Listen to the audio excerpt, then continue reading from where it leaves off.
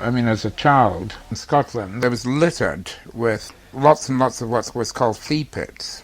They were small cinemas, all geared to the poorest people. You could get in for a penny. And they had all the most outrageously wonderful American films. And occasionally a boring English one, occasionally. And always taken by my mother on her day off to go and see a film.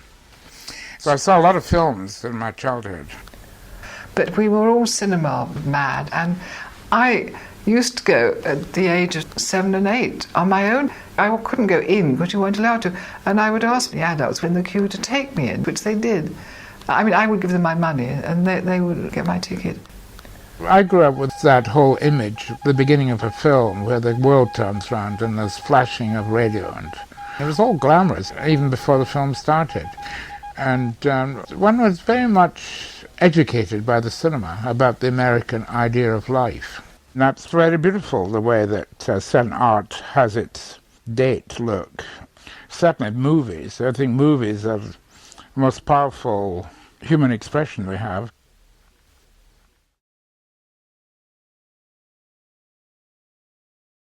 Chadwick and Armitage were considered hot shots, and they used to have kind of wild-pack life of boozing and womanizing and all that.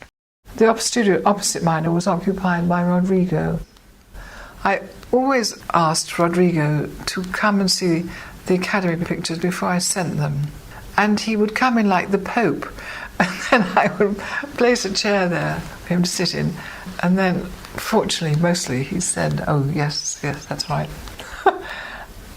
You could live and work there. It's my only home, in fact. And when I moved in, my rent was £3 a week.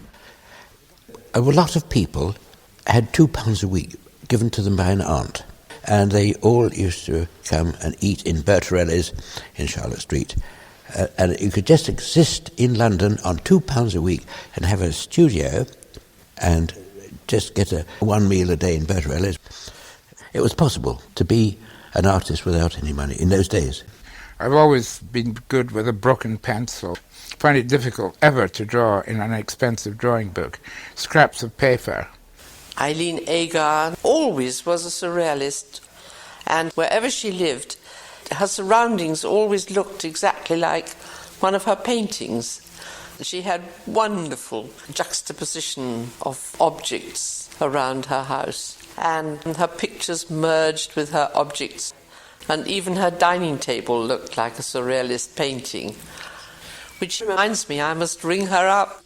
My studio was really one immense collage of all sorts of things. I had little cutouts that I did and pasted on the walls.